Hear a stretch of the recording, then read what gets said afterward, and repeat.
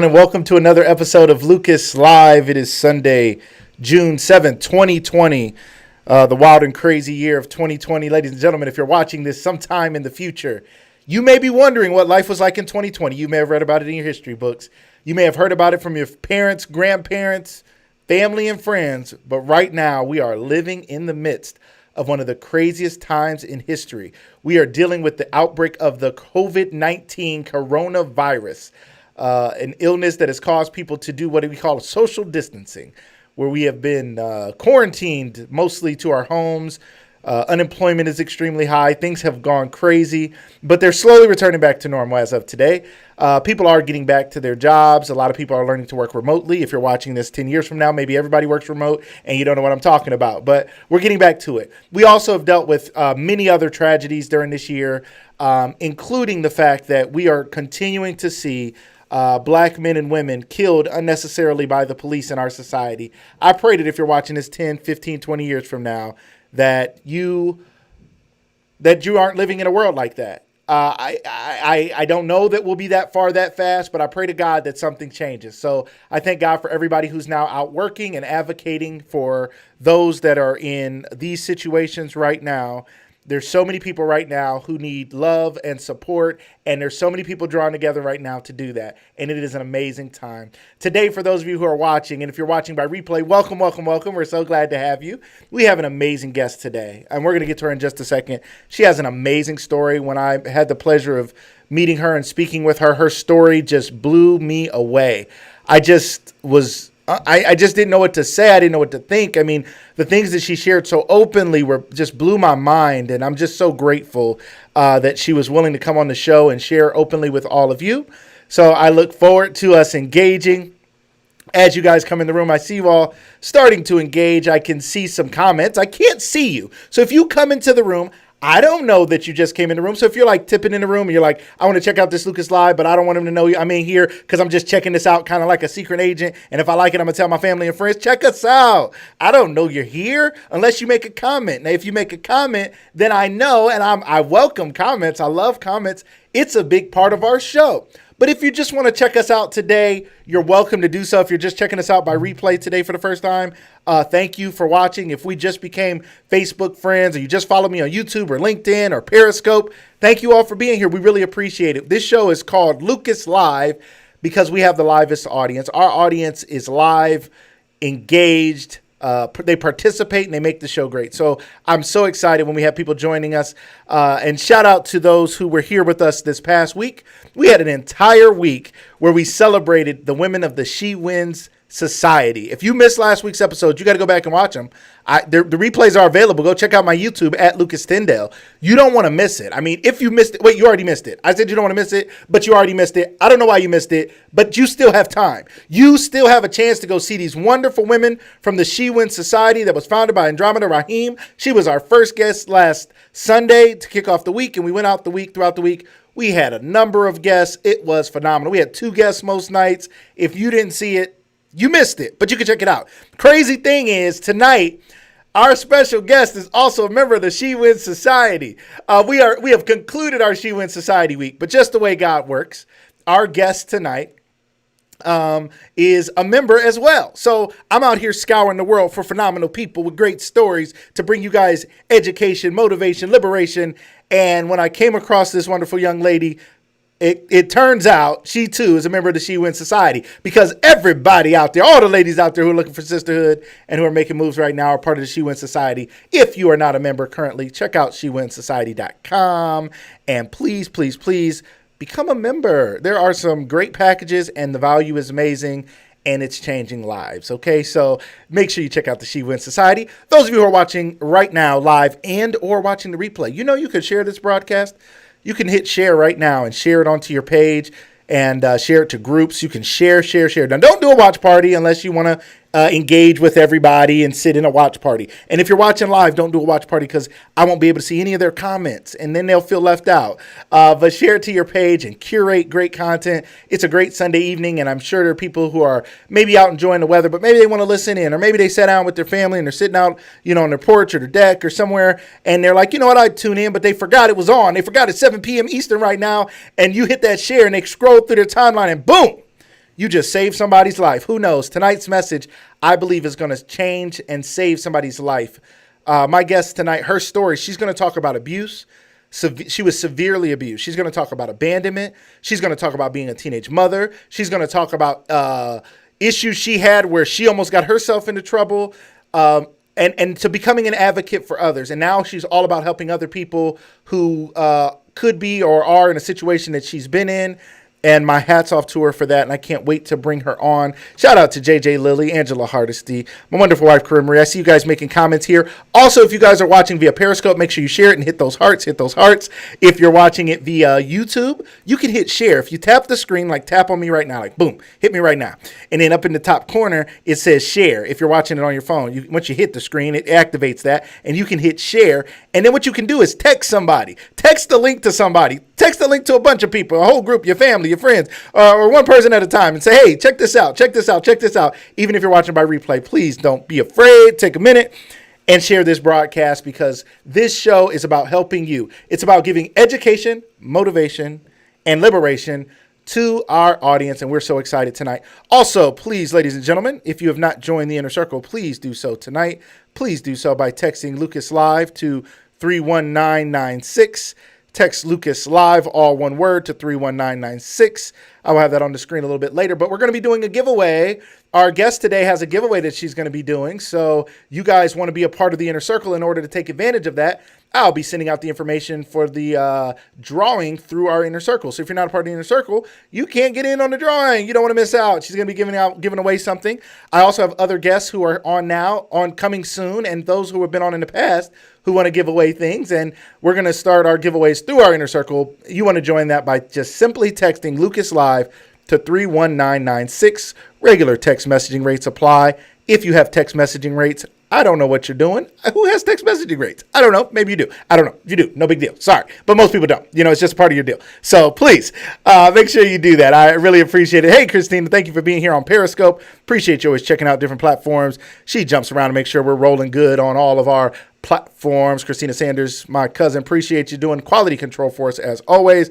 Jesse Brown, my man, thank you for being here on YouTube. Jesse, you know how powerful it is to be here on YouTube. Get those YouTube views up for me. So YouTube recognizes the power of Lucas Live, and then they're going to start recommending it to people all over the place and on Google. So when Lucas Live is Oprah Winfrey, it's going to be because we had so many views on YouTube and it blew up. So thank you guys who are watching on YouTube, but also wherever you're coming from, we just appreciate your engagement. We appreciate the shares. We appreciate the hearts. We appreciate the love. And tonight you want to hear this great story. You don't want to turn this off. You want to hear this great story.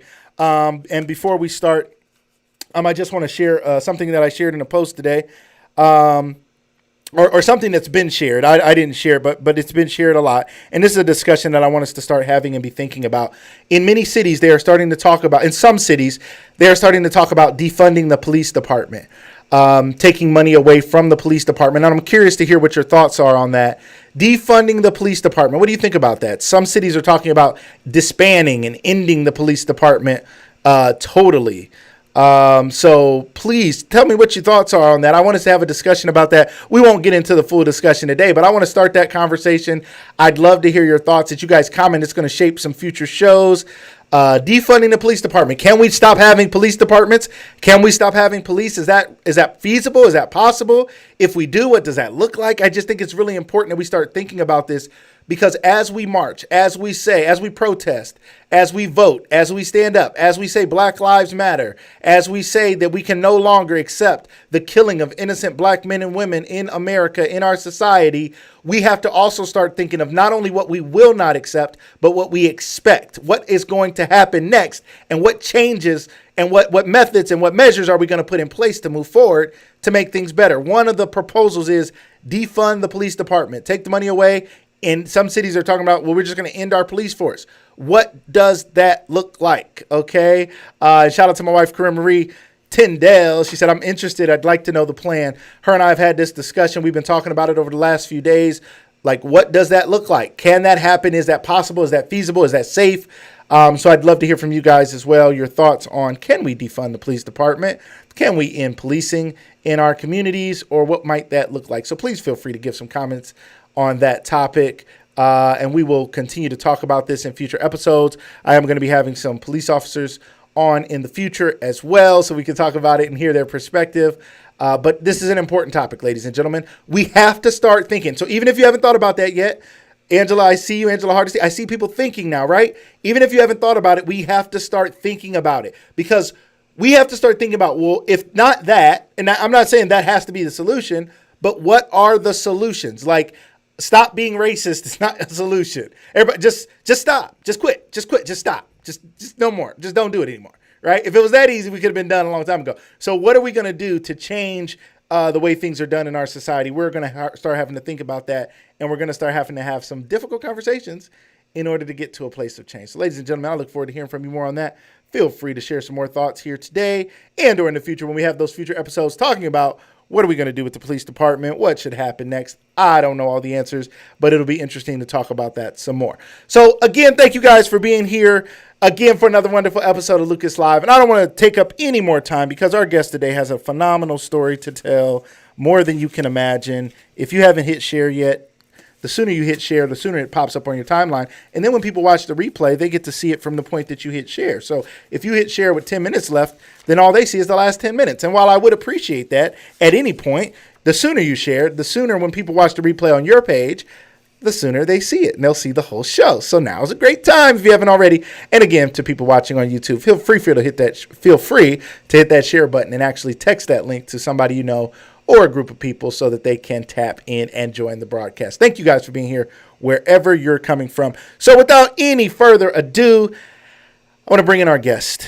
Again, she is a survivor. She is an advocate. She is someone who has started a nonprofit. She is a public speaker. She has done so much to help people who have gone through things similar to herself, and has put herself in a position to help those that may not have a voice because she knows what it's like.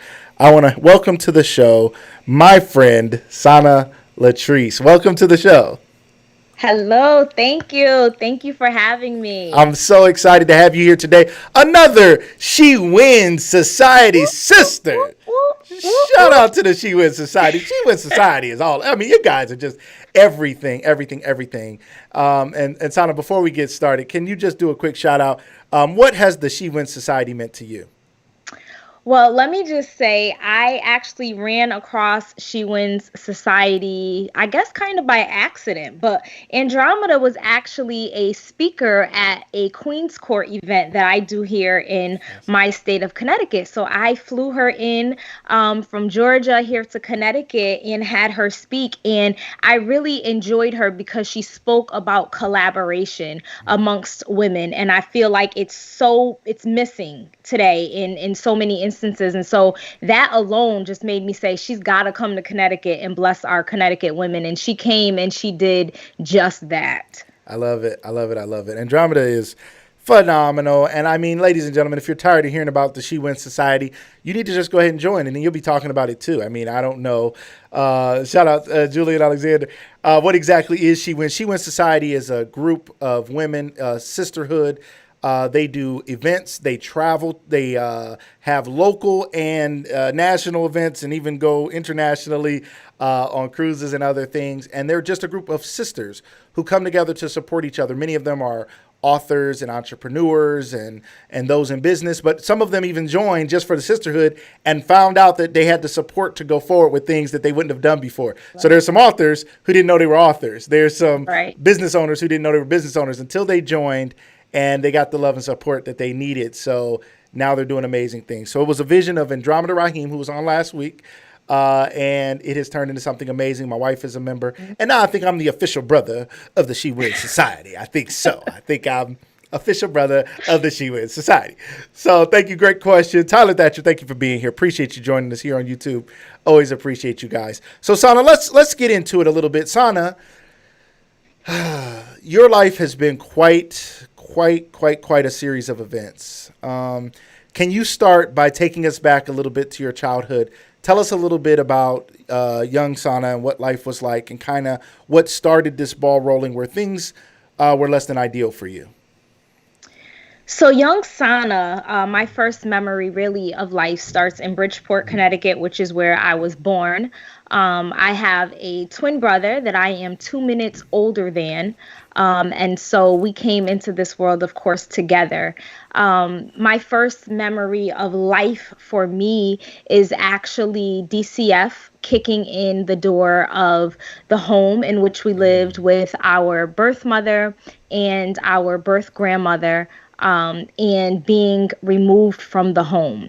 Now, at the time that we were removed from the home, we were actually living in a crack house. And so I called it a home because that's what it was to me. But what it really was a crack house. And so we lived in this crack house, and at the time that DCF came in and removed us from the home, we were so badly beaten, had been sexually abused, had been malnutrition, that we had to be placed into a hospital.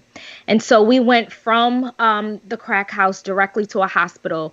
And we lived in that hospital for a few weeks while they were able to get us taken care of, go through testing. It came out that I actually had a sexually transmitted disease at the age of 3.5 years old. And so we had to be, properly taken care of in Park City Hospital, which is no longer standing in Bridgeport, but it was the hospital that we were born in. And then it was the hospital that we had to be treated for those different issues in. We stayed in that hospital for a few weeks. And during that time is when I really developed my fear of needles. That's something that I remember so vivid, because we had to get so many different shots and stuff at that time that I remember them having to literally strap me to a board to be able to give me those shots, because I just had a fear of needles.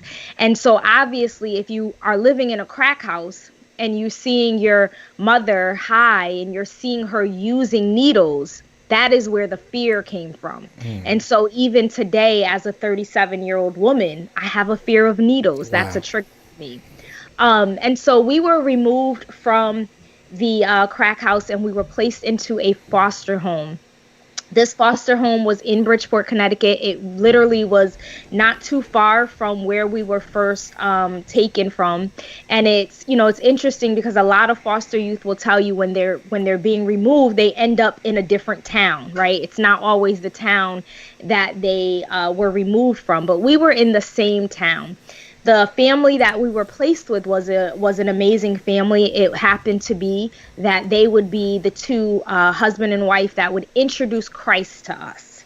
Amazing. And so they were a pastor and a first lady that were just starting out, and they were having church in the basement of their home at the time. They had other foster youth that they had adopted even, but a lot of foster youth had come through their home. And so that was our first opportunity to get to know Christ, to get to know the church, to be able to learn how to serve God at a very young age. Yes. Now, Sana, I'm sorry. I apologize for interrupting, ladies and gentlemen. She is sharing this story, and I talk about sharing the broadcast and sharing things because I believe there's information here that people need to know. And I'm not saying it just because we want more likes, we want more views for the sake of likes and views. That's not what it's about. This is about changing lives. This is about saving lives. This is about healing others. There's somebody out there right now that needs to hear this. And as you started to hear the beginning of this story, I'm going to ask you to tag them. I'm going to ask you to text them. I'm going to ask you, call them if you have to. Step away for a second. Tag them, text them, call them, say, you got to tune in right now. You have to hear this story. This is me, or this was you, or wasn't this your family, or you grew up in foster care, or remember we've talked about this. Mm-hmm. I don't know who it is that that needs to hear this, but you got to tell them. Don't be afraid. Don't feel awkward. Don't feel uncomfortable. You got to let them know. You got to tap in. You got to ask them to come join us right now so they can hear this live. If they can hear it live, they also have opportunities to ask questions and to further connect with our guest today. So, Sana, you are already saying so much that so many people don't want to say. And shout out to Shamar Logan, also someone who you know. She was just on last week, and when you and I met, I mentioned her name, and you already knew her, which was amazing. Mm-hmm. So that's super cool. But to think of this, first of all, I want to thank you already. You've been talking for less than 5 minutes, and you've already been more transparent than most people are any given day of the week combined. You were living in a crack house. That is not the kind of thing that most people want to talk about. You called it home, but truly you were living in a crack house. physically and sexually abused to the point that when you were removed from the home, your new home for some time became the hospital, you and your twin That's brother. right. So sad. At a very young age, I believe you said 4, you had a sexually transmitted disease. A child that young cannot choose to have sex. They're not physically That's right. in any, their body is not in any way ready to have sex. And yet people were harming you in this crack house in a way that led to that. Such a sad reality. Ladies and gentlemen, Sana's the voice of this, but somebody else is going through this right now. That's Somebody, you right. may be a teacher at a school, you may be somebody who works in a community with youth at your church, and they may be walking in and they may be look normal, but they may be going through this every day. We need to talk about this, and we all need to become advocates like Sana is. Sana, please continue. Tell us more about your story, or let us know something if there's something you think we need to know right now in this moment. So I'm going to continue with the story, but I want people to, as they're listening, to not feel bad for me. Okay. That's one thing. I don't want you to feel bad. But what I want you to do is I want you to pay attention to the hand of God, and I want you to pay attention how he strategically works, because the way he's doing it and did it for me is the way he's doing it for so many others. Yes. And so as you're listening, I want you to pay attention to his hand and how he Amen. orchestrated what you're about to hear. And so as we continued in this foster home, it got to a point where in foster homes, they have what they're called respite homes. And so respite homes are licensed foster families who have been licensed through Department of Children and Families, and they come in at times when the foster family may need a vacation or they need a mental health break. They just need a break. In our case, this family was put in place when we would have school vacations. So they lived very close to us. They were licensed through the state of Connecticut. And while we were at their home at one point, during a school vacation, I was molested again by one of the sons that was in this home. And so sad. In the midst of being molested, and by this time I'm now 7 years old. So we had lived with this family for quite a while, and had never had any issues, prior to, and we had no issues with our foster family. The issues came with the respite family that was licensed to assist our foster family. And so I ended up getting molested while being in the care of this respite family by one of their sons. And I knew that it was wrong. I knew that it hurt. I knew that I was uncomfortable. And so thankfully, I had a African-American social worker who was a female, but she was also a believer. And so when I reported to her what we were going through, she immediately took action. Yes. Immediately took Amen. action. Now, what I want you to understand is that while I was, in this respite home and I was being molested, God was preparing a family for me across the state of Connecticut, approximately almost 2 hours across the state of Connecticut, that were being credentialed to be able to become adoptive parents.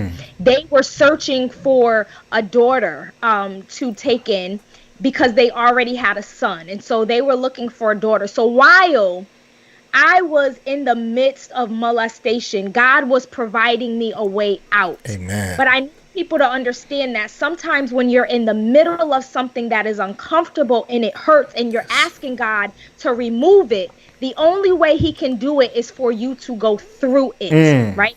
Because at the end of the day, it's him that we are trying to make sure gets the glory. And so he was preparing this adoptive family for us. And they were looking through a book of a bunch of foster kids that were up for, that needed homes. And they came across me and my twin brother. Now, they were only looking for one child, but God laid it on their heart to take both of us. And now, adopted families, when you're taking in these kids, you don't know what you're going to get, right? You get a story of what the DCF worker has written up about them, but you don't know all of the trauma that they have endured. You don't know how that's going to play out as you bring them into your home and you're caring for them. And so this family took on myself and my twin brother, and they took care of us, and they faced every trauma with boldness and with the word of God. And so my twin brother and I, we dealt with all type of things. I had this thing where I was very vocal, right? I wasn't used to having parents that were so loving and all those things, but I also went through this phase where I wanted to be perfect because I was scared that if I messed up, they would send me back, right? And Wow. so I was trying to be perfect in school and be perfect at home and just be this perfect child. But I was also extremely mature for my age. And so I was not one that kept my mouth shut. If I didn't like something, I opened my mouth and I said it. And some parents would take that as disrespect, Right. right? And I'm sure my parents did too, which is why I ended up getting a lot of spankings because I chose to open my mouth and say, I don't like that. I don't like that you spoke to me like that. Right. But these are things that really came up in me because of the trauma that I had endured. My twin brother, on the other hand, he dealt with trauma in different ways. And so, he went through his own various issues. And I won't tell his story because it's still being written. And I want him to be able to tell his story. But because we are in a time right now where we're saying our Black men matter, Yes. I want to make sure that we understand that he too had a story. I didn't go through this by myself. I love that. Now, Sana, And hold on. I want you to hold your spot right there. Don't lose it. Ladies and gentlemen, if you're loving what she's talking about, hit those hearts, show some love, and make sure that after this broadcast that you guys connect with her. She is also a member of the She Wins Society, and I just see Andromeda Raheem jumped in with the comment. Andromeda, the She woo, Wins Society doesn't stop on Lucas Live, Andromeda. I'm sorry I didn't let you no, it know, doesn't. but it's not gonna stop. Okay, we just gonna find a way. When I talked to Sana weeks ago, she said she was a member of the She Wins Society. I said, well, what about Sunday the 7th? I said, that'll be perfect because we will just have finished the She Wins Society week and it'll be like one more because people will probably want one more. Here we are, Andromeda. I'm glad you got to check us out. I'm glad you're here. You know how much love I have for you and for the She Wins Society. It's not going to Yes. stop, and we know we're going to do more together. Sana, this is just an incredible story. And another piece that I want people to stay tuned for, because I know you want to know what's coming next in the story. Some things that I want you guys to know about her. She's going to talk about her business and advocating for others. But Sana, I also want you talked about your brother being a Black man, your twin, who also went through this and has a story to tell. But also you have a fascinating story, if I'm not mistaken, about how you met your husband, correct? Yes. Yes. So we got to talk about that, ladies and gentlemen. When you're watching a movie, no matter what the ups and downs are, it's nothing like a good love story. And her story about meeting her husband is one of those, hold on to your seats. If you're single, you want to hear this because you're like, God, it's possible. God, I love to hear this kind of stories. So we'll make sure we talk about that as well. So ladies and gentlemen, don't leave this broadcast. I know it's a beautiful day. I know you got other stuff going on, but stay tuned right here. If you're watching this by replay, thank you for watching, and don't click off. Don't fast forward. Stay right there. Watch all the way through, because what is shared today could change your life, could save your Yes. life, could save someone else's life. It's so, so, so important that we listen to this amazing story. And Sana, I love that you said you don't want people to feel sorry for you. I don't know what I feel. I feel sad. I want to be honest about how I feel about your story. And I've heard it before and I'm hearing it again. It makes me sad because I have children. I have daughters. It just makes me sad to think of things like this. And I have a son, and it happens to men, boys and girls, right? It makes me sad. It just does. It makes me sad. And somehow your strength makes me like, I don't know. Like, it's like I want to get whatever you have. It's like, can you bottle it up and like send it through to other people? Like, how do you have this warmth and this love and this peace of mind after Mm, all of that? And they haven't even got to it. The story is not. We're not anywhere near done with your mm. story, so they don't even know what else went on. And we're gonna get there. I just want to thank you. It's amazing. It's Thank you. amazing. It's amazing. Thank you. Yeah. So continue your story. I'm so sorry. Thank you. Continue. So, so while we're in this home, this new adopted home, we got adopted when we were 8. So it became legal when we were 8. And as we sat in the judge's chambers, and he asked me, getting adopted, you have the opportunity to change your name, right? Because you're going to get a whole new birth certificate. You can change your name. And I remember sitting there saying, oh, yes. I'm changing my name because no one can pronounce Sana. Like no one can pronounce this name. I think I'm gonna be something else. My middle name was super long. It was Amenta Doris, and I'm like, those are like super old names. Um, you know, Who knows that? Sorry for any Dorises out there. Right. Hey, we love you, But Doris. that's how I felt at the age of 8.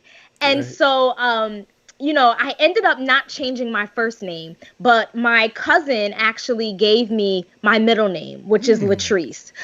She ended up giving me that middle name. And as I grew up, I realized and found out that my first name, Sana, actually means healing. And so I thought to myself, wow, I'm so happy I Wow. didn't change that name. And I just Wow. want to say this for a second. Because you said, your energy and your strength, how do you do that? Yes. And I just want to say, in the midst of all of that, for me, my birth mother gave me that name, right? She named me Sana. And at the time that she had us, she was addicted to drugs. She was struggling. She was going through. But I have recognized and realized that my mother had a purpose just like me, right? And so, although it wasn't the purpose that I wish she would have had for me as a mother, it was yet a purpose. And her purpose Yes. was to bring me into this world. But even in all her craziness, she gave me a name that I would walk into. Yes. She God. gave me Sana, which means Healing. healing. Only God. And so, that was just the hand of God, right? Yes. And so as we continued in this foster home, we ended up having, when by the time we were about 15, I started really having this desire to meet my birth family. Like, I had not seen my mom again since we were removed from her care and she had signed over her parental rights. And I really always had this longing of knowing who I was, right? It wasn't enough for me to have a loving family, but I also desired to have a family that I could look across from and I looked like. And so at the age of just before our 16th birthday, my adopted mother, she called me into her room, me and my brother, and she said, listen, your aunt is in jail. So her sister was actually incarcerated at this time. And she said, your aunt is in jail. And she just called and she said that there's a woman that is incarcerated with her. And this woman keeps talking about these twins that she gave up for adoption. And that woman is your mother. She's your birth mother, and she is sick right now. She had been diagnosed with AIDS, but she wanted to get to know us. And so my adopted mother, being a woman of faith, she immediately set it up so that we could go to the prison so that we could meet our birth mother. Your birth And I just mother, need you to go ahead. your birth mother, who she just tells you is in prison and diagnosed with AIDS. Correct. And I need you to understand, she's in prison with my adopted aunt. Wow. They are from two completely different sides of this state, but they end up together in prison.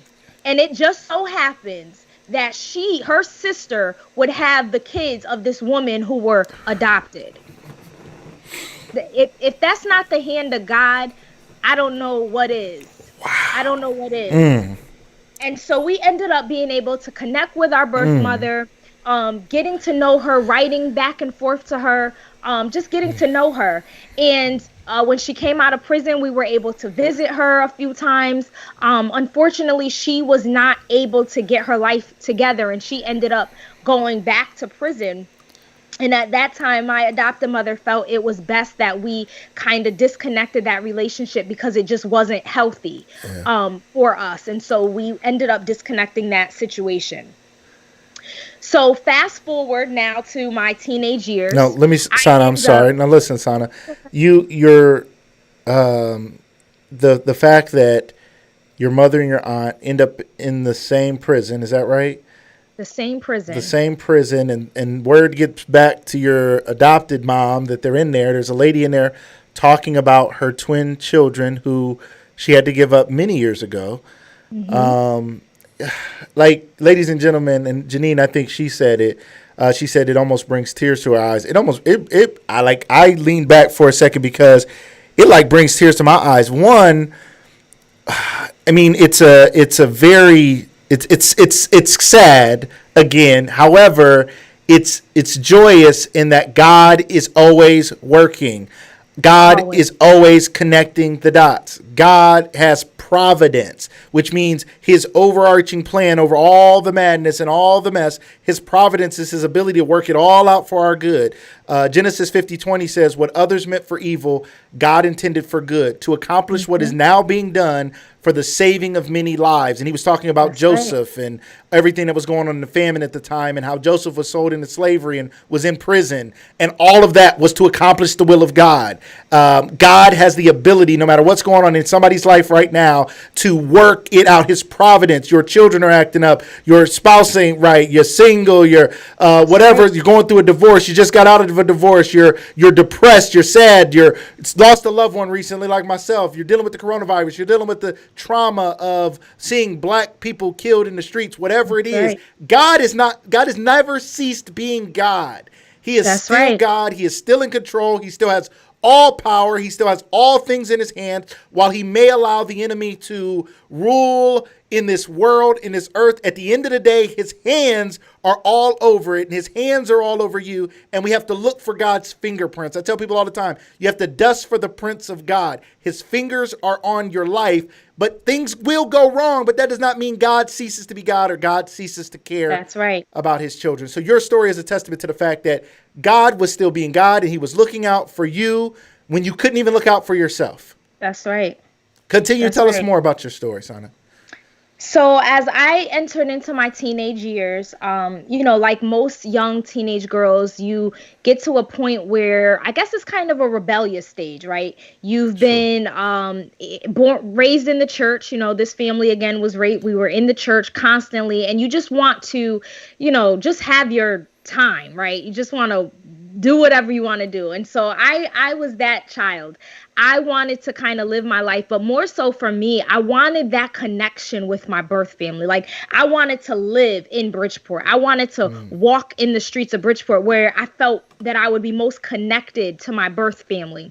And so I ended up going on this search of finding my birth family, and I was able to find them. And so I ended up leaving my home in with my adopted family at the age of 17 and going to Bridgeport, right? And I moved in with a birth aunt there, and I thought I was grown, right? I thought I was Right. grown. I went and got my GED, and I didn't have to go to school every day. I thought I was grown. And then you also start feeling the missing pieces of having a father, right? Not having a man there to guide you and to love on you and all those things. And so I started searching for men in the wrong places. And I fell right into the arms of one. That honestly, his arms were not made, intended, or big enough. Woo! But it did not stop me from trying to push my way into his arms, right? And so, God will give you the desires of your heart, Yes. because some things you need to learn for yourself that is just not for you. And so I ended up in that situation, and it was a very toxic situation. I had no business being in it, but from it came a son. And so now I'm a teen mom. And I have this son that I've now brought into the world. And it did not stop the toxicity of the relationship at all. And so I want women to hear me. If you're a teen mother and you think that having a child with that man that is beating on you right now, or just treating you like crap, if you think a child is going to change that, it is not. Amen. And so I ended up getting to a point where we finally broke up, and we ended up separating.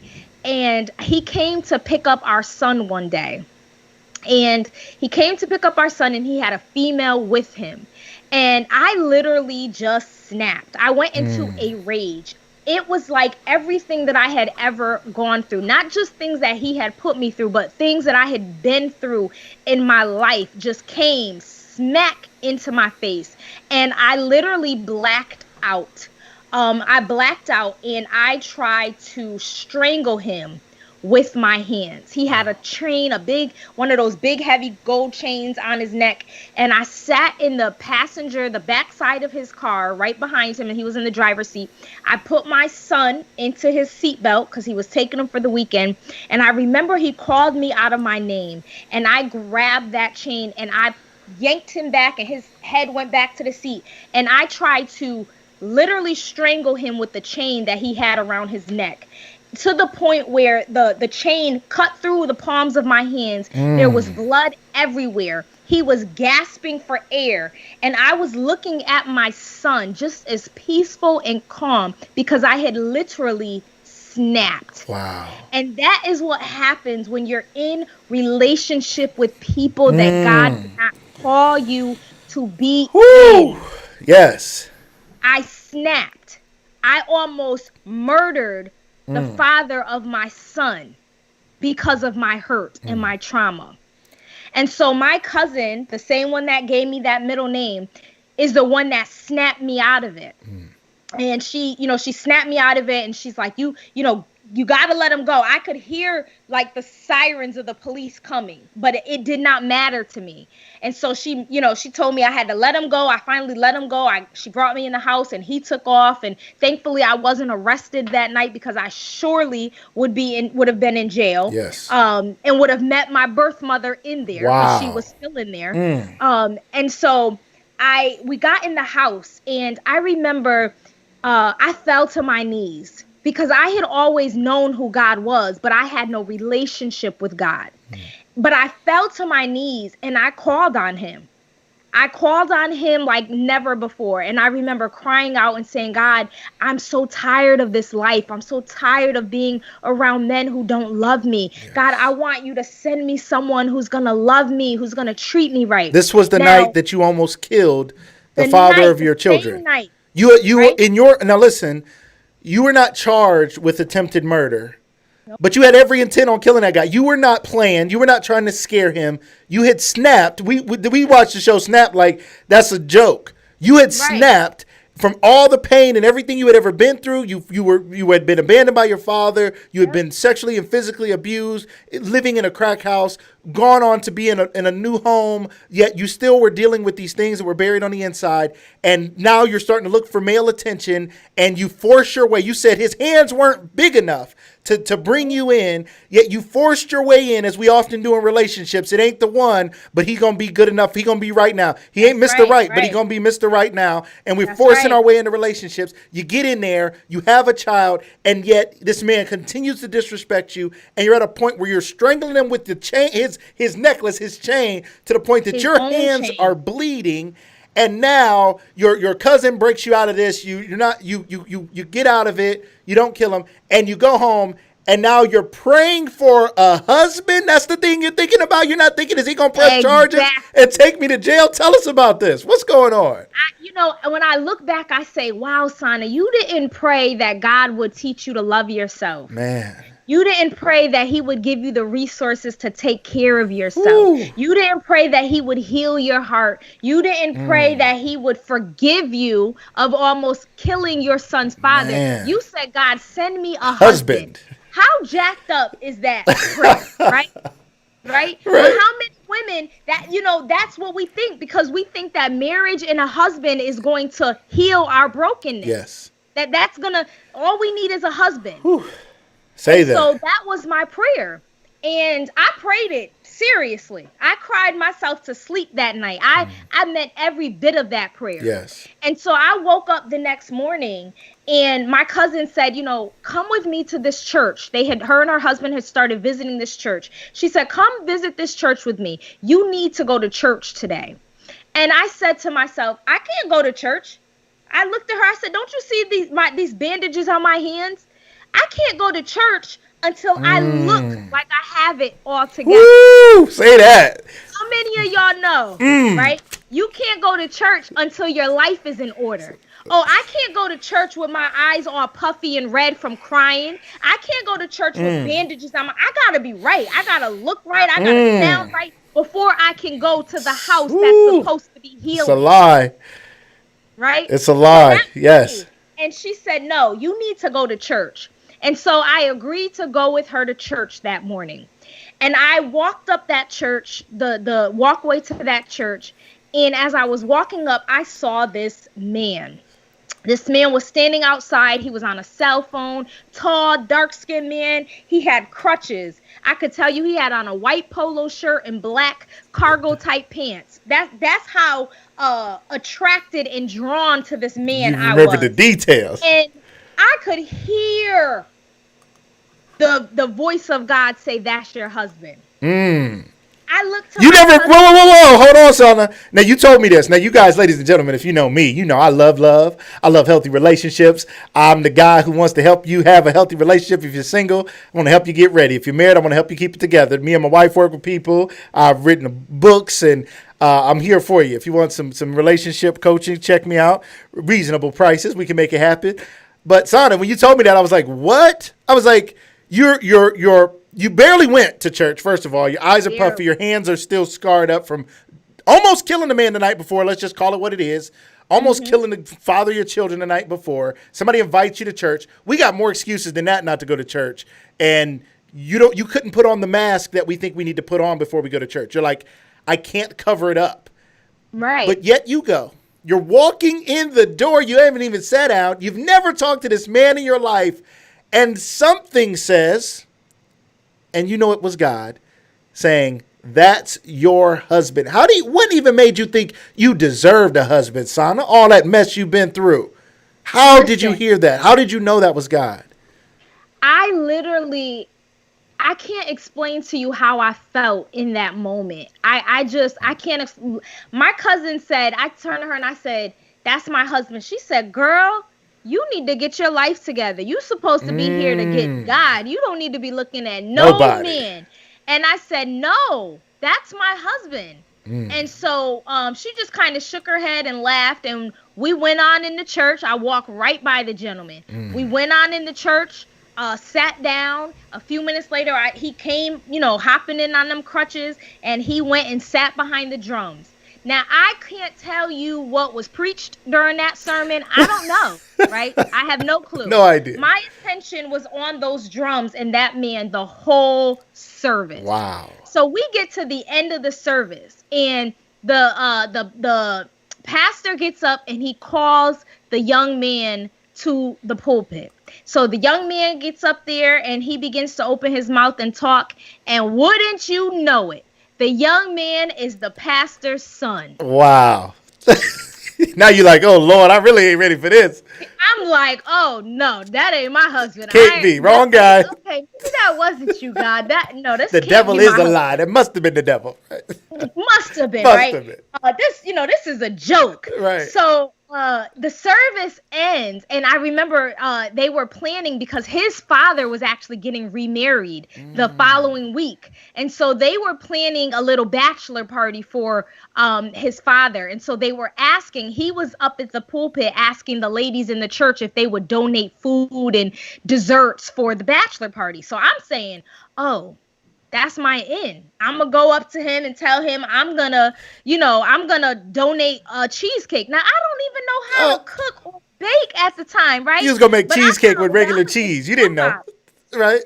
So church ends, and he's standing at the back of the door, taking the names and what people are going to bring. And so I went right up to him and I said, "Listen, can I get your number?" Woo! What? Just like that. You didn't tell me this part of the story. It's getting juicy, ladies and gentlemen. Like, turn the volume up. Lean in. What? He said, "I don't give my number to women in church." And I said, rejected. Tell us about it. That's not a problem. My cousin's husband is here. You can give him your number, and then he can give me the number. I was bold. You want to play it, ladies. Hold on, ladies. All right, let's go. This is my kind of stuff right here. Listen, she wasn't waiting. She wasn't sitting back hoping the man came up to her. God spoke, and she like, I'm going to get my inheritance. I'm going to get my stuff. I'm going into my promised land. She like, listen. And then the man rejects her like, sister girl, I don't give my number out all up in the house of God. I'm the pastor's son, right? And Ask your she son. was ready. Oh, no problem, my man. You can give it to my man over here. My cousin's husband is here. He happens to be a man, so if you can give it to him, then I'll just get it from him later. You weren't playing no games. Some lady out there No needs to game. hear that. Some lady that's out there with we got to talk about this theology, this philosophy of the man is supposed to chase the woman and all of this. You running around from everybody.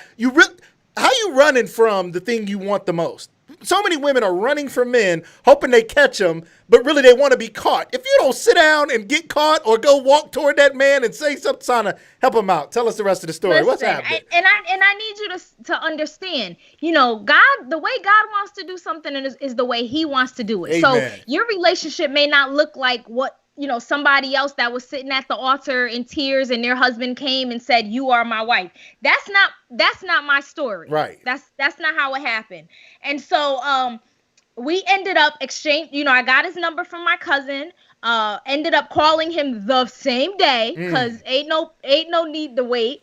I called him the same No, day. no. It's rules out here. Sana. It's there's made up rules where you get. First of all, you weren't supposed to get his number. Second of all, he's supposed to chase you down. Third of all, you weren't supposed to get it from your cousin's husband. Fourth of all, ain't no way you supposed to call him that same day. Maybe give it a couple days and not look desperate. That's what every girl's girlfriend tells him to do. What's up? What were you doing? Listen, I prayed to God that He would send me my husband the night before. Okay, the next day, here's this man. I'm walking by faith right now. So I literally I called him that night. He ended up missing the call. He called back. All right. We began talking. He said, let's go out on a date. So we did. The following week, we went out on a date. We ended up going on the date on a Friday. The next day, his father was getting married. Like I told you guys, his father was getting married. That date, we stayed up all night just talking, sitting on the couch talking till morning. Yes. He left from me and he went home, got changed, whatever he did, and went on to his father's wedding. Wedding was over. He came right back to me. Right now, I'm gonna tell y'all. Now he was the pastor's son, but we was living in sin. Okay, tell us. Whoa! Oh, Sada, you supposed to make this sound perfect and buttoned up, and only because you perfectly followed God, God blessed you. Now you done went left. Now y'all sleeping around, sleep. Y'all was doing the thing. Is that what was going on? He literally moved in with me that day. Jesus, okay, have mercy. So now I need you to see though how God works. So strategic. Yes. So we start dating, we living together now. Y'all past dating, right? We still dating. And so he literally, he brought me to, now we're getting into Christmas, right? And he says, I want you to meet my grandmother. Now, his grandmother is very important to him because his mother passed away from breast cancer when he was 16. So it's his grandmother who assumed that motherly role for him. So he says, I want to take you to my grandmother's. I need you to meet her. So I'm like, all right, sure. So we go to his grandmother's house. His grandmother, I'm from Bridgeport. He's from New Haven in Connecticut. So we go here to New Haven to his grandmother's house. She opens the door and he says, hold on. Ladies and gentlemen, Asani, you told me this part of the story. Ladies and gentlemen, buckle up, okay? Because God is all up in this thing. This stuff is Danica, I think Danica said that this needs to be on the big screen. First of all, and I'm in total agreement. We got to make this a movie. My wife writes scripts. Yep. We got to make this a movie, honey. Let's get this story down. Okay, you guys buckle up because this is crazy. All right, he says you need to meet my grandma. His grandma is everything to him, right? Right. All right, you're at the front door. Let's go. So I'm at the front door, and again, I want y'all to pay attention to the way God works. So we get to the front door. She opens the front door and he says, Nana, because that's what he calls her. He says, Nana, I want you to meet Sana. And she says, I already know her. And my husband goes, nah. Well, he's not my husband yet. He's still my boyfriend. Right. He goes, that's not, you don't know her. Nah, I never brought her here. Grandma, right? Stop. Yeah, he's that trying ain't the to last give her girl. Signs like, I never brought her here. Right. And she said, no, I know her. And so she says, just hold on. She runs off to her bedroom. She comes back out to the living room. and she gives me a picture. The picture is a picture of me. The picture is a picture of me when I was in my foster home with the pastor and the first lady. Ooh. So how did this happen? How did this happen? How? My foster family that I told you guys was a new pastor and first lady ended up purchasing a building. They moved into this building. My husband's grandparents were starting out in ministry at the same time, a pastor and a first lady. They ended up sharing space in that same building for their ministry. So one would have service in the morning, and then in the afternoon, the other one would come in and have service. So in the midst of fellowshipping and that happening, she ended up taking a picture. And she kept that picture. And she had that picture not in a photo album, not in the basement in a box, not under the bed in some... Listen to this, ladies and gentlemen. It was sitting on the mirror of her dresser. A picture of me when I was around 4 or 5 years old is sitting now at the age of 23 years old in her bedroom. Ladies and gentlemen, are you guys hearing this story? What are we talking about? Okay, Sana was abused as a child.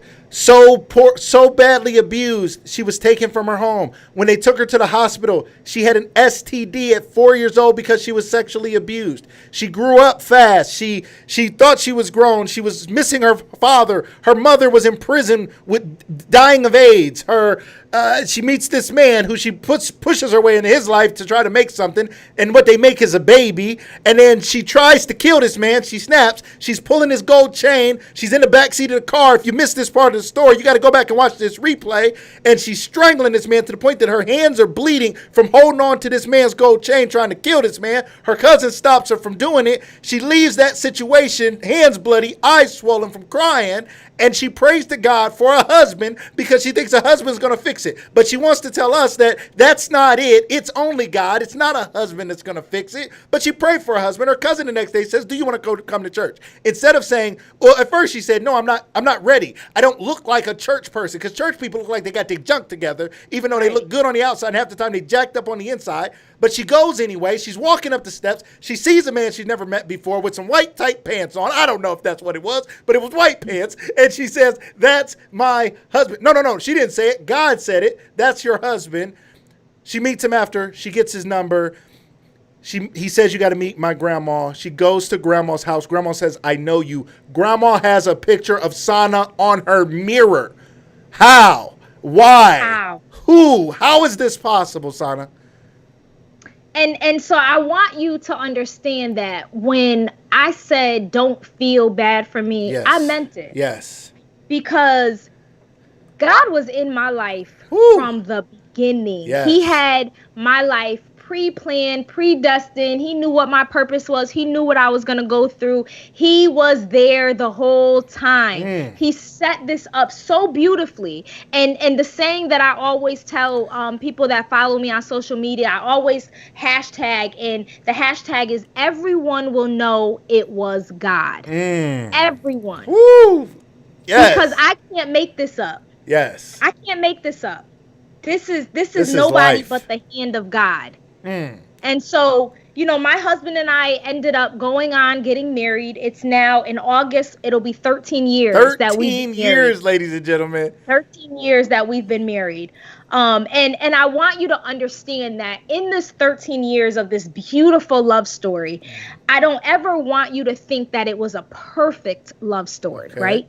Because through 13 years, we married very young. We were in our 20s when we got married. Right. And I was able to marry this man that God created for me and I was created for. But I married him still as a broken woman because there was no time that I had gotten healed from the time I almost murdered my son's father to the time I said I do to my husband. I was still a very broken woman who went into a marriage as a broken woman. And so together have endured a lot of various struggles Yes. to get to the point that we are now and are still together for almost 13 years. But what always brings us back together, even when we're arguing or even when we're disagreeing or even when we're frustrated, is the reminder that, child, you went to his grandmama house and she had a Ooh. picture of you on the mirror. Okay? Yes. Prime real God has estate a on the plan. mirror. God has a plan for your marriage and for your life. And so, even this past week, I was very, very just heavy. Like a lot of people are heavy right now, but I was very heavy, very frustrated. And it took, some of my very good friends to remind me of my love story, to Yes. remind me that God's hand is always in my life, that you have to keep going. You can't stop. Yes. You have to keep going. And the enemy will try it. The enemy will Mm. have you so upset. The enemy will have you questioning the plan that God has for you. But you have to remember that it is his plan, not the enemy's plan. Mm. It is his plan, Yes. not your plan. Woo. Yes. And you got to And go so if back he and was see there what for God me, has done. you have to see it. Even Yes. if he was there for me when I was molested, he was there for me when that picture was taken, he was there for me when I met my husband, he is there for me now. Yes. And so I want to just encourage your viewers that the same way he's there for me, he's there for you. So I don't Woo. know what it is you're going through right now in your life. If you are on the verge of suicide or facing depression, or you are very triggered by what is going on in this nation today, remember that God is here. He is yet alive. He has already figured it out. We are already victorious. Right now, everything that you are seeing is so that the non-believer can see the works of his hand, Woo. so everyone will know Yes. that it was God. Yes. Woo! Everyone will know that was God. You guys got to get that hashtag. Everyone will know it was God. God is trying to work something out in our lives to where I said earlier we got to dust for the Prince of God. Sometimes we just got to look around. God is trying to make it so obvious that there's no question that it was God. There's no way man could have done it. There's no way we could have figured it out. No There are way. people whose relationships are blooming. There are people who are getting healing in a time of sickness and death. There are people who are finding life through this tragedy of black men and women being killed in our country for no reason. But in the midst of the madness, God is still being God. God is Yes. still showing people who he is. And there's somebody out there who doesn't know who he is. And they're finding out right now that he is a true and living God. And he has Living a God. living word that's alive because it still applies today. That's why right. it's a living word, ladies and gentlemen. Sana. There's more. There's more. There's more. There's more. Now, ladies and gentlemen, we're at the top of the hour. It is 8 p.m. Our show runs from 7 p.m. to 8 p.m. sometime. Sana, you got time? Yeah, I got time. Hey, I got time. Ladies and gentlemen, say I got time in the comments if you got time. Somebody tell me if you got time. If you got time to stay, we're going to keep going because there's more. There's more. Oh, but wait, there's more. She's gone on to do other things. She's advocating for others. Sana, please, if you guys got time, say I got time. If you don't have time, thank you guys for being here at Lucas Live. We appreciate you guys for joining us today. It's been wonderful having you. You guys, feel free. Have a good night. The rest of you guys, let's stay right here. We're going to keep the party going. All right, I hear some I got time. We got time. Sana, Yes. they want to hear some more. Sana, help us. Inspire us. So- Preach, Sana. so You're let me killing, tell you're you killing this. it. I'm about to get off. I'm going to just let you roll. Do it. So let me just say this. Now, I told you I ended up marrying the pastor's son, right? So now what does that look like, right? You marry the pastor's son. Yes. You immediately feel like, you're thrown into ministry. You start working in the youth ministry and you're working in the women's ministry and Right. you're serving and you're doing all that stuff, right? And that was me. And I was doing all those great things. Right. And for the first 4 years of our marriage, that's what I was doing. I was, we had a daughter. We're just working in ministry. My husband is a youth pastor, and we're working in ministry side by side. And I was very comfortable doing that. Okay. Like I was good. Yeah. And I remember this prophet came to our church and he began to speak to the people. And he started saying this word, and I knew it was for me. I don't know why, because no one had ever prophesied to me, and I was comfortable. I knew how to put my lap scarf on. I knew how to do what the first daughter-in-law in the first family does, All right? right. Keep it all together. Yes. And so he came to the house and to the church, and he began to prophesy, and he said, I don't know who this is for, but God is tired of you serving him broken. And as he said it, I heard this scream, right? Somebody starts screaming in the church. And I'm looking around like, who's screaming like that? Before I realized it, it was me. It was me screaming, because the man of God had unearthed something that I had buried deep within me. And I was screaming at the top of my lungs because I felt something break. And it was in that moment that I could hear God say, you're still broken. You're serving, but you're broken. You're sitting on a pew in a church, not being honest about who I created you to be. Thank you for serving me, ma'am, but I need you to be healed. And I remember I walked out of church that day, and I knew that my life was about to shift. I knew it. Wow. And so God began to take me on this healing journey. It was a 4-year healing journey. And in this healing journey, he began to make me very uncomfortable. He began to show me people and the ugliness of people, and how this is not how I want you to be in my church. This is not how I want you to love people. He showed me the manipulation, and he showed me the lies, and he showed me how people in the church, I'm not talking about outside the church, I'm talking about in the church. Say it. He began to show me the truth of people. And he said, I cannot have you be a carbon copy of what you see. Woo. It's not good enough. What I brought you through all of this for. Yes. And so he began to show me all types of stuff. And the truth of the matter is, as he showed me these things in other people, it was a reflection of myself. Because I had taken on those same characteristics, because the people that were doing it were people that I honored. They were people that I looked up to. So you don't think it's bad to gossip, right? Because you see people that you trust gossiping, right? Yeah. And so God said, that is not what I intended for your life. And so one night I was asleep, and he woke me up about 5 a.m. And I remember like literally wrestling with Holy Spirit. Like, I don't want to get up. Can I just sleep? And he kept saying, get up, get up. I need to speak to you. And so finally I woke up, and he said, you've completed this part of your healing journey, but now I need you to be unashamed. And I said, well, what does that look like? What is unashamed, God? And he said, I need you to start opening your mouth and telling your story. And I said, all right, how am I supposed to, where do you start? How am I supposed to do that? Because at this point, I was just serving in the church. I wasn't out here speaking and all this stuff. I was just the wife of the pastor's son. That's it. And so he said, I need you to open your mouth and tell your story. And I said, how am I supposed to do that? And he downloaded this shirt to me. I could see the shirt.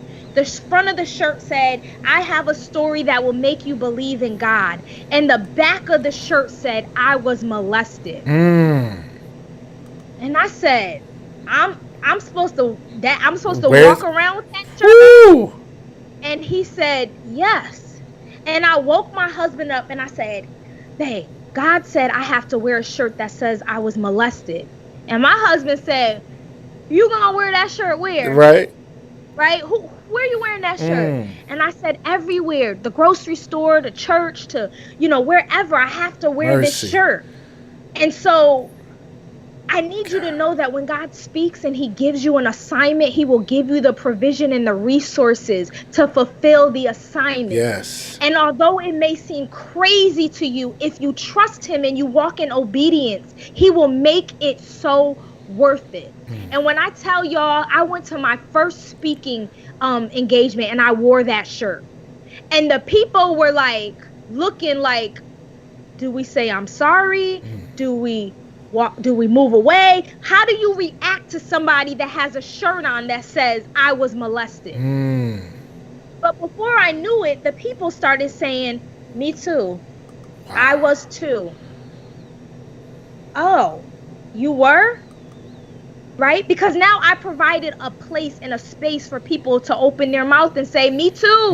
I was molested too, and I've been silently screaming and I'm dying to get it out. Thank you for allowing me a place to get it out. Thank you, Lord. And so I started wearing this shirt, right? And I remember I started going to church events, different church events with this shirt on that said I was molested. And the pastors in the church were like, how dare she? Really? The pastors? His house with a shirt that said really? I was molested. And so through my healing journey, God showed me what I would encounter, right? Because being unashamed is not always comfortable. All right. It's not pretty. It's not, everybody's not running out here willing to be unashamed. If it was comfortable and easy, we'd all be out here doing it. But you got to remember that a lot of people's stories are buried in the church. Yes. We sitting in pulpits and our pews with stories that have been buried because they're teaching you to shut up. Yes. Don't you tell that. Sweep that under the rug. Yes. And so that's what I had faced, right? And so now I'm out here telling a story and people are getting free from my story. God is using that story to free people. And so now what starts to happen is leadership who really don't want you to be free gets exposed. Because when you're free, you start waking up. Yes. Right? You start realizing your worth. You start realizing who you are. You start walking in freedom in Christ. You start depending on God instead of your leadership. Mercy. It exists, people. It exists. It exists. Yes. It exists. Yes. And so people began to get free. But in the midst of that, I had people telling me I needed to keep my mouth shut. I had people telling me that I was bringing shame to my name. I had people telling me that I need to sit down. This is not of God. This is the things that people were telling me. But God. But God. I get a call one day from a friend of mine, and she says, Sana, Holy Spirit said that you need to tell your story on the 700 Club. I said, how? What? Right, child. Okay, I'm going to tell my story. All right, She said, no, I'm serious. You need to tell your story on the 700 Club. And so she was like, send them your story. And I was like, yep, I'll get right on it. Days go by. I never sent nothing. Right. She called me back. She said, did you do it yet? And I said, no. And she's like, you need to do it. I was like, let me just do it. I really quick wrote a quick blurb, sent it to the 700 Club, went on about my business. Probably 2 months later, I get a call back from the producers of the 700 Club saying, we need your story to be told on our platform. Wow. Huh? You want me to tell my story on a nationally syndicated show? Woo! My story of being molested and in foster care and being abused and being a single mom and almost killing my son's father. You want that story? You want the story that the people in my local churches are telling me I need to shut up because it's not of God? That story? Wow. I tell you this because God will provide the platform if you are obedient and you trust him. Yes. I was able to get on the 700 Club and share my story, a story that I thought was only going to be told to people that bumped into me places. God said, nope, I'm going to have it go to the nations. Nations. Nations. Plural, yes.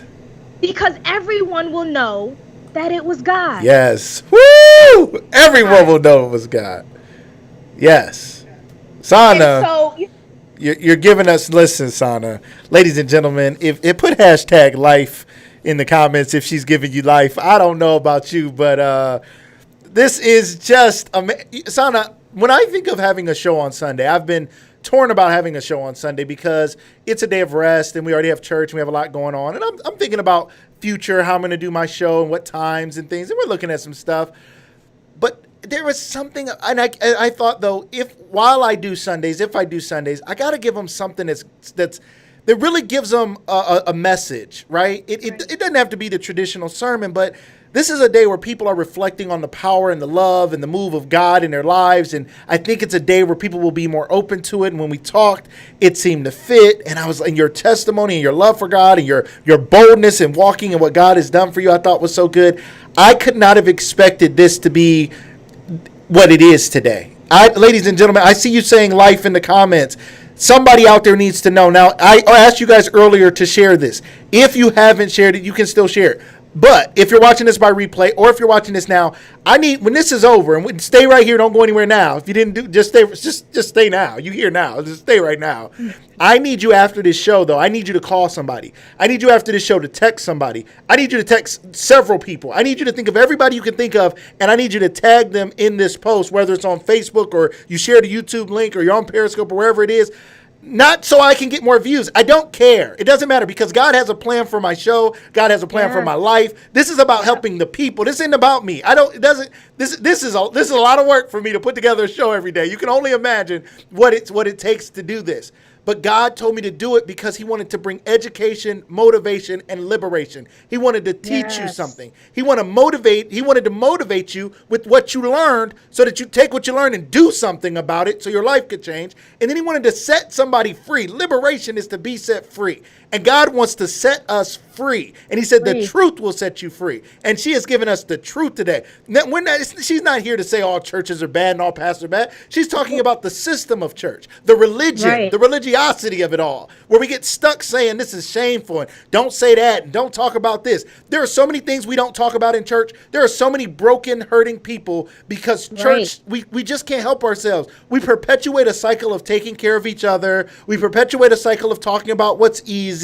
We perpetuate a cycle of saying we want to save the world, but we keep serving each other and serving ourselves. I'm a part of that. I've been a part of that system, and God is starting to show me like there's more to do. There is more to do than keep perpetuating the same cycle as we all go in there and smile and act like we're okay. And the people sitting next to you don't know you've been raped, you've been molested, you've been abused, you've been hurting, you've been struggling with pornography, you've been struggling with infidelity, you've been struggling with fornication, you've been struggling with hatred and anger and rage, and they don't know because you're all sitting there smiling, saying amen, because you don't want anybody to judge you. And when you're sitting there crying in church and they don't understand, they don't know the cost of the oil in your alabaster box because you never told them. They could have known the way why you're crying, why you're so moved. They could have known why you worship the way you do. But they don't know because we have not created a place that's actually safe enough for us to talk about the things that have gone on in our lives. Sana, I applaud you.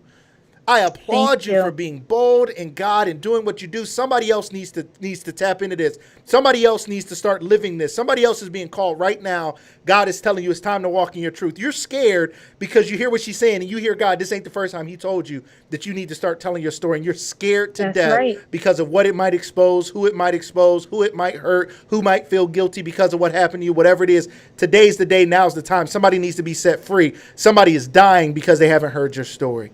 That's right. Sana, before we go any further, and we're going to go further, ladies and gentlemen, so if you got time, I hope you got time. If you don't got time, I don't know. Just catch the replay or something later. We're going to keep going. Sana, people want to connect with you. I don't want us to wait another second. How can people connect with you? How can they touch base with you? All of my social media handles are Sana Latrice. And you can also visit my website, which is sanalatrice.com. Wonderful. sanalatrice.com. You guys check her out. You can check her out on social media. You guys can go to her website. You guys got to support this. You guys got to check her out. You guys got to connect with her. You guys got to become sisters in the She Wins Society, because this is another She Wins Society sister. If you missed last week, and another one. She's another one. Here we go again. Another She Wins Society sister here. Yes. Breaking it down. If you need a group of sisters, ladies, and you're looking for sisterhood, and you're looking for support, and you're looking for love, SheWinsSociety.com. Check that out as well. Make sure you go to SheWinsSociety.com and make sure you become a member. There's monthly fees. There's low packages. There's higher packages. The more you pay, the more you get. You get discounts on travel and cruises and things that they do. Just join. If you don't do anything else, just join, ladies. Please join the She Wins Society, and check out sanalatrice.com. Sana, I don't you go. I don't have any questions for you because you don't need questions, Sana. You just do what you do. I'm just here. Listen, Go for it.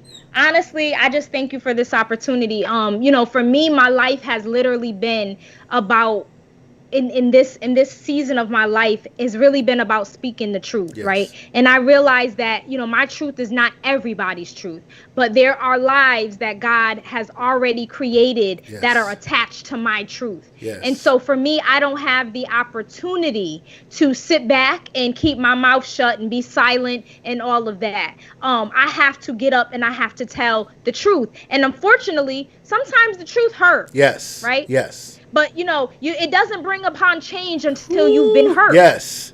Right? Yes. And so for me, my role, my responsibility, my assignment is to be unashamed and tell the truth. And when I tell the truth, I'm only telling you what I myself have endured, right? I'm not telling you anybody else's truth, but my own. Yes. But people are able to connect with it because they're living in the same truth. Yes. Yes. The same truth, but not knowing how to open your mouth and say it, or like you said, being scared of the backlash or the repercussion that comes with it, because there's backlash that has come with it. Right. But I'm more afraid of what God will say when I get to them gates and I didn't do or say what he told me to do or say than I am about the faces that I see when I walk around in my community or in my state or anywhere else. Yes. And that's what gives me the boldness to keep going. I'm not burning in hell. Woo! Because for nobody. You comfortable in your truth. Ooh! Really go lie. You're telling people off. I'm not doing it. Tell them. I have to be comfortable in who God created me to be. Yes. And so that's where I am. Everybody don't like it. Everybody don't like it. Everybody don't like it. They don't like it. But it's okay. Yes. And so, for me in this next season, I have been on this journey. And Lucas happened to log into my live that I did last week, where I have been on this journey of finding my birth father. And it has been a very interesting and long journey. If you think my story to this point has been something, the journey to my father has taken on its own life. Its own life. And, for me, I've had people ask me, well, isn't God being your father enough for you? People will ask you that. And if I'm just being completely honest and truthful, I have to say, because I'm still human, no. Wow. I had to sit in that. Wow. God is definitely my father. Don't mistake it. But there is a piece of my human side that desires to know who my father is, that desires to look into the face of a man and know that he is my father, to sit in his lap and him to comfort me, and really just to be able to answer questions as to why you left and why you're not here and all of those things. And so I started on this journey that I've now called it the journey to my father. And I started to share this journey in real life, in real time, as it's really happening, step by step. And 2 weeks ago, we thought that we had this huge breakthrough.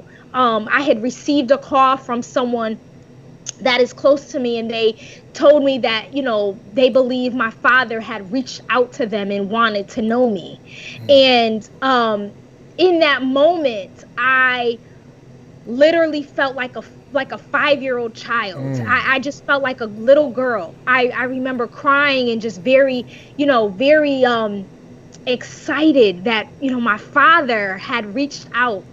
And needless to say, it turned out that he was not my father. And so it happened so quickly that it was like I was up and then I was down. And in the midst of that, the enemy wanted to retreat. And the enemy wanted me to say, how dare you, God? How dare you play me like that? And the enemy wanted me to ball up into a little ball and just stay there and cry and be miserable and depressed. But the God that I serve and the people that he has placed around me to love on me wouldn't allow me to do that. And so Holy Spirit said, you're going to tell that story too in the midst of it. And so I got on a live last week and I cried my eyes out live in as front I of took everybody. people Yes. live in front of everybody Yes. on this journey that I had been on in real time, and realizing that the enemy wanted me to think that God forgot about me, that everything that he had brought me through was done and over with, and that one desire of my heart was never going to be answered. And it worked for about 2 hours. And then I had to sit up and come out of that and realize that it's the same God. He's still here. Yes. He hasn't left. He's still writing the story. Yes. It's still happening. And so I am currently in the midst of that story. I am currently walking out this journey of finding my father. And people are able to see the hand of God, like literally as he's working it out. And so although I have not yet found him, I am so close to it that I can feel it. Yes. And God kept saying to me, I need you to realize when it happens, it will be on such a large scale, because I need people to see me in it. Yes. I need people to realize that only I did it. That they saw you get on the live and cry your eyes out like a little baby could barely get the words out, because people will have you thinking I forgot about you, but I'm about to come in and I'm about to do this thing like never before. And it will be another testament to who I am. The great God, yes. The only God, yes. The living God, yes. The one who's still creating signs and miracles and wonders. We've been asking to see it, and I'm going to show you one. Yes. A personal one that you can tell your people, I am yet alive. Woo! I am yet alive. Yes. That's the God that I serve. Yes. And so I urge you to go back and watch that live and just, and get, everybody can pull a nugget out of it. It's not just for people who are searching for their father, but it for me was also a testament of me being able to push through in the midst of my battle. Yes. Right? Because ministry don't stop because you crying because you just found out that your daddy ain't your daddy, right? Ministry don't stop. The lives that are attached to you don't just go away. You still have to push through. You still have to go forward. You still have to proclaim the name of Jesus in the midst of your hurt, in the midst of your battle. You don't get time to rest and say, I'm not going to get up and do this today. So I had to get up the next morning and do a Zoom for my church and orchestrate that. And I had to keep going for my kids in the midst of my hurt, because the God that I serve needs to be glorified. Yes. We can't keep our mouths shut, people. Ooh. And I say this in a time where we are going through such a change in our nation, but we can't keep our mouths shut spiritually, physically, emotionally. Y'all need to get out there and open your mouth, not just on the streets as we are protesting for Black lives, but also in your churches where we are protesting for healing and asking people to stop being manipulative and let people know God for themselves and stop trying to burden them in the house that God called a place of healing. Open your mouths, people. They need your story. They need to know how God did it for you. They need to see survivors. They need to know that all of us Christians ain't walking around here lowly and broken, sad. We have a lot to be thankful for. Woo! We are richer than the richest person that you see on social media. Yes. And God needs you to open your mouth and tell of his glory. Yes. Give him what he is due. You are serving no one by keeping silent. Sana. You are preaching, Sana. I mean, it's breathtaking. The comments, I can't keep up with the comments. Ladies and gentlemen who are commenting, I thank you so much. We love you as our live audience. Keep them going. I'll try to catch up with you. I don't care. We'll figure it out. I may not get everybody's comment on the screen. I hope that's okay with you. But somebody's going to see it as they watch this replay, and they're going to see your comments. Your comments matter. Your comments are a part of the show. Sana, you are preaching. Sana, do you preach? Are you a preacher? I'm not a preacher. Okay, yes, you are, but whatever. Whatever. My Ladies and husband is gentlemen, a preacher.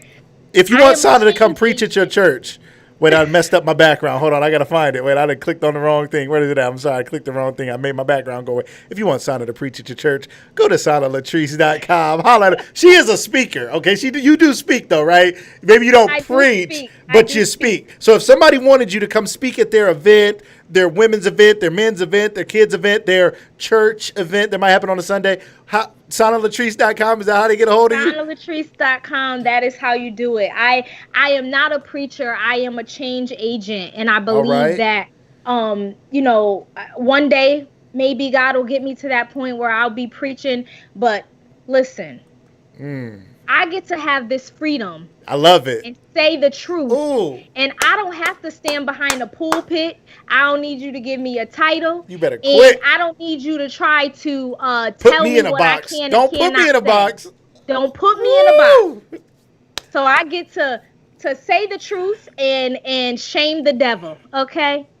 Sana, I used to see the old preachers. They would fold their arms like this and stand behind the preacher and be like, "Come on, preacher! Come on, preacher!" And I've been in ministry since I was 19, Sana, but I never was churchy. Like I didn't know how to do that. If I wasn't feeling it, I'd be like, "Why y'all standing up? He ain't really said nothing yet. What's the point of this? He's sweating and spitting, but he ain't said nothing yet. I mean, what are you doing, right?" But I found myself doing this right now as you were talking. Like it's a self hug. This is a body language experts would say it's a self hug. It's like, oh, I can feel the love of God in you. I can feel the power of God in you. I feel closer to God talking to you. I don't want this to stop, ladies and gentlemen. I'm sorry. We don't normally. It's past. What time is it? This is about to be the longest show in the history of Lucas Live. I don't know. Speak, teach, Can I just preach. say one more thing? Oh, you can say whatever you I want. gotta say this. Listen, this could be a And marathon. then Let's I'm go. done. Okay, all right. She I gonna say need one more to say thing. this. In all of my boldness and all of my truth and all of who I am, I would not be able to be, do, and go as much as I am if I did not have a husband who covered me, who loved me, and who prayed for me. A husband who did not always agree with how I went about having to speak my truth, but he covered me anyway, right? Woo.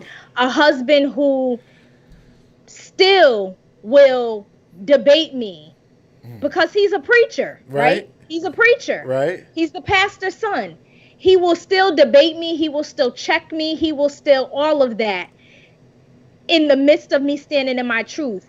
I also recognize that in order to be this bold, I have to be this bold and submit Woo. to my husband. Come on, Sana. And so I want to say publicly that I love my husband. My husband's here with me now, and this has been a very tough week for us because it's a lot of social justice, a lot of stuff going on, and I am a storyteller, but I am a truth person. I stand in truth all times, and so we're noticing things in our community that we don't agree with. We're on. My husband and I are kind of like going back and forth, right? He's a preacher, so he's gotta be one way. But I'm not, and so for me, I'm kind of like, ugh, I don't like that. And so we've had a lot of debating in our house, and we've had to really listen to each other. And the enemy would like to cause division in those times. But when I tell you, you have to submit, wives, to your husbands. And you have to surround yourself with people who will tell you, yes, you're right, Sana, but you still got to submit. Don't surround yourself with people that will tell you, child, I will leave that man. Girl, you don't have to listen to him. He ain't God. He ain't God. I have had to resubmit to my husband even on this week. Hashtag resubmit. When I felt like I was right, when I know that I was right, Woo. but I still have to respect his office in my life, in ministry, in all of those things. So I want to say that to help some wives. Yes. Because we can be bold, we can be independent, we can be bosses, but we can also submit. Yes. And don't ever feel ashamed or embarrassed that you do submit. Because if you are a believer, that's what God calls us to do. Yes. Submit to our husbands as they submit to Christ. Submit to Christ the same way, right? That's what he Yes. calls us to do as Yes. wives. And so I just want to throw that out there. Holy Spirit laid that on my heart to make sure that you all know I don't do this unashamed work by myself. Yes. I have a husband who is right by my side, who covers me and keeps me in prayer. And I have people. Get you some people. Get you some.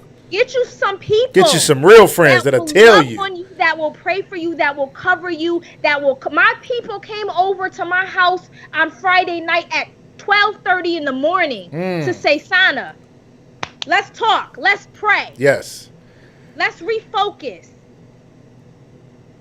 Not because me and my husband were arguing about stuff in our house, but because I'm so passionate about social justice and about the lives of our Black men. Yes. But my people came in here and they counseled. Woo. And they said, we got to keep you motivated and keep you going and keep you allowing to be able to pour into people. But we also got to remind you that you have to submit. Wow. And so I just wanted to throw that out there. Sana, you do a show once a month. We gonna talk because we got to get your numbers up because we can't just wait once a month for this, Sana. Okay, so they connect with you at Sana Latrice on social media. You go live on Facebook, YouTube. What do you do? Where can they find you? Where can they hear this? We go live on Facebook. It's called Queen's Court Live. And so what it is a Christian talk show that talks about all those taboo comments.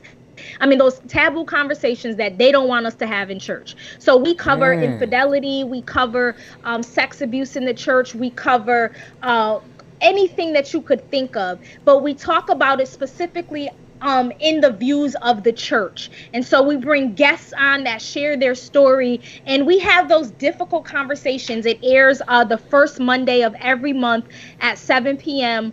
On Queen's Court Live. And so it really was just an extension of who I am, that God said, okay, now let's bring this to a table and let's get the different views. And so we sometimes have pastors on the show. We have therapists and people that come on the show to make sure you're not just getting, what we say, but we have some subject matter experts, I call them, that come in and they really, pour into us and share. But it's all women. So our guests are all women. We had a show for the month of June where it was a King's Court takeover. My foster brother, who is he was my brother in that first foster family. He's still in my life. And so he does all of my production, and then my best friends, they helped me put this show together. And so the men did a King's Court Live where they took over and they talked about what is going on right now in our current climate. So it airs every first Monday, 7 p.m. on Queen's Court Live. I would definitely, ask you to be a part of it, to tune in, to share it. We're always looking for guests on our show and all that stuff. And it's really just an amazing time. And then, of course, I have my nonprofit organization, which is called Unashamed. And Unashamed literally is everything that Sana Latrice is. So we help those that have been incarcerated. We help the families of those that have been incarcerated. We help those that are teen mothers, those that have been in foster care. We are an advocate and we provide resources for those families. And our goal is to be able to stop generational curses and to make people realize that you don't have to continue on with what you have experienced. You can be the change in your family. And so we're a nonprofit organization, and we do a lot of initiatives, a lot of giving back. On this past Saturday, we actually went out and fed the homeless, and we just do a lot of different things in our community to bring awareness of what people are really dealing with. Sana, you're a busy lady, but you are walking in your purpose. You are walking in your gifts. Ladies and gentlemen, if you've enjoyed it, go to sanalatrice.com. And ladies and gentlemen, see how you can support her. She has the T-shirt. She has other things. Ladies, we're talking about Black Lives Matter, and I can't say enough how in order to impact Black lives, we're going to have to support Black businesses. And that's not just going to be one day or 1 week this year. It has to become a cycle where we spend our money. Don't act like you don't spend your dollars. Right. Don't act like you're not shopping somewhere. Don't act like you're not buying clothes and classes and training and giving to different organizations. She has a nonprofit. You want to make a donation, why don't you reach out and don't reach out. Listen, I'm going to ask you guys right now. Don't just reach out to Sana and ask Sana what she can do for you. Ask yourself what you can do for Sana and her ministry. Clearly, she is called of God. Clearly, God is trying to do a new thing in her life. God is trying to break chains. She is liberating people daily. Sana, I can't thank you enough. And I have to tell you, Sana, you opened me up to share something today that some people close to me know, but this is something that I'm currently going through. And I just, in the last 2 weeks, God told me that it was time for me to leave my church of 13, 14 years. I've served as an assistant pastor and a youth pastor, and I've been in ministry since I was 19. I'll be 38 this year. That would have been half of my life that I served as a minister and then a pastor and all of these things. Like you, God told me it is time to do a new thing. Damn. That ministry is not going to look like the stiff. No disrespect. I go to a wonderful church. Shout out to Dayspring Family Church. Shout out to Pastor Bennett. Shout out to First Lady Bennett. There's no more love in the world, I believe, than at Dayspring Family Church, North Canton, Ohio. Shout out to it. If you're looking for a church home in this area, go check out Dayspring Family Church. If you need a hug, if you need some love, if you need some warmth, there's nothing like it. Okay, I'm not leaving a broken situation. I'm leaving because there's broken people out there somewhere that God is calling me to minister to through this show, through other means. He also told me that he wants me to paint a picture. And he said, Lucas, you have not yet seen the colors that you need to paint the picture with. Jesus. Because I haven't been anywhere. I've only been in a couple churches my whole life, and I've seen the same stuff. He said, Lucas, I want you to make a song, but you haven't heard the melodies that are necessary to make the symphony that I want you to make. So I got to get you out there so you can hear other sounds so that you can put together this symphony that is going to reach the lost and help the next generation. The generation that has no intention of coming to church. The church bus is parked. It's not coming to pick people up. There's a generation that is not going to return to God because they never came to God in the first place. And God told me it's time to break out of those four walls. Jesus. You have to do a new thing, Sana. You have confirmed in me. And I know people on here, my wife, Ebony, there's people on here who know me, who already, when you were talking, they could see me over here. I'm literally putting my head down at points, fighting tears back, listening to your story, because this is a crazy time for me. I'm not that bold. I'm not that brave. I am a consistent, loyal. I'll sit in a situation forever. I've had 3 jobs. I was fired from one. I was laid off from the other. I stay everywhere until the wheels fall off, until they kick me out. But God told me to move because now is the time. Jesus. And I thank you so much, Sana, for your testimony. To God be the glory. It is not me. Trust me. This is all God, and everybody will know it was God. My God. Yes. Jesus. Everyone will know it is God. Thank you so much. Your Cash App, is it $ Sana Latrice? Somebody put that in there. Somebody wants to donate tonight. It is. That's one of my peoples. We have we have square. We have God gave me this. We don't call it a circle. We call it a square. Okay. It's a sister square, and it's 4 of us, and we in this season pull each other up, and we lean on each other, and so she's in here, I believe. Yeah. So Sade. thank you. Shout out to the square. They know who they are. Okay. Sade Lucretia, I believe. Sade. Yes. Right now, I believe Sana $ Sana Latrice, ladies and gentlemen. If you want to make a donation to Sana, to her organization, to her personally, who cares? Just go to the Cash App. Maybe you want to give $1.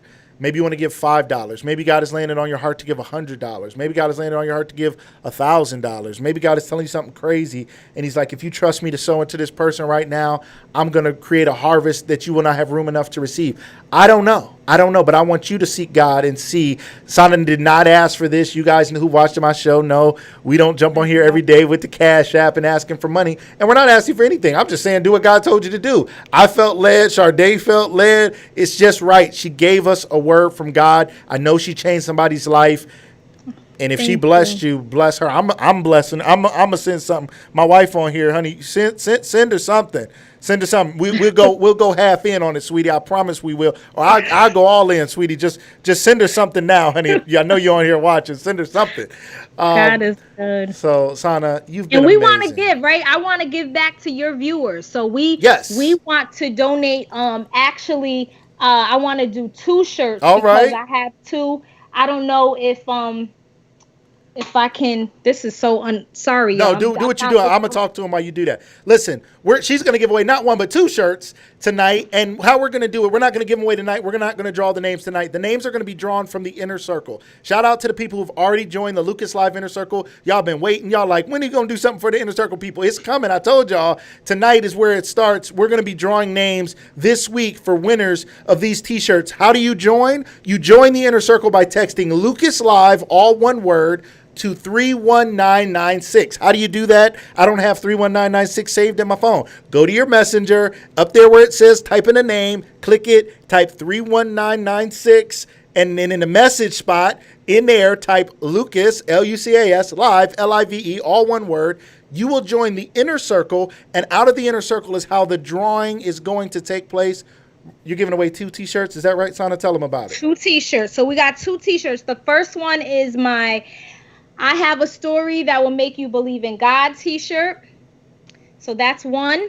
And then the other one is it says my past does not define me, God does. So we're Yes. going to give away two t-shirts, one of each. And so we have an assortment of colors that you'll be able to choose from. And so let's do it. Let's Let's get do some it. more unashamed people walking around here in this world. I love it. I love it. I love it. We have one of our guests here is giving $100 tonight Wow. because she so Thank you. appreciates God bless you. what you're doing. And earlier in the comments, she said she wants to be your best friend. So if you send her $100 a week, no, I'm just kidding. She will certainly be your best friend. Listen, thank you guys, ladies and gentlemen. Thank you guys for staying with us tonight. This was an unusually long episode. I know some people dropped off. That's okay, but I know you're coming back to finish it, and you're watching this replay. If you've watched this replay and you got captivated, I'm so glad. If you want to connect with this wonderful lady, first of all, her name is Sana Latrice, and you can check her out at sanalatrice.com. It's there on your screen. SanaLatrice.com. Check her out, support her, buy her products and services, donate to her mission, connect with her on social media, send her a message, shout her out so other people can connect. Yes. Also, she does Queen's Court Live once a month. So once you connect with her, you'll be able to find out when is Queen's Court Live and how can you tune in and see her show. Even though, Sana, I'm going to have you back on my show. I might even have to reshare and stream the Queen's Court Live on Lucas Live Media. Let's talk about that. Let's get it on my Definitely. network Thank too. you. Thank you. Absolutely. And lastly, she's giving away T-shirts. How do you get in on that? You text Lucas Live to 31996. You join the inner circle, and that's how you're going to be able to do that, by texting Lucas Live to 31996. So, ladies and gentlemen, you guys have been phenomenal. I hear you guys. I see you saying amazing show. I hear you guys saying part two. Some of y'all are catching your breath. I see you. I feel the same way. We're not sleeping tonight. Some of y'all, we about to be up for a minute because this was too much. This was too good.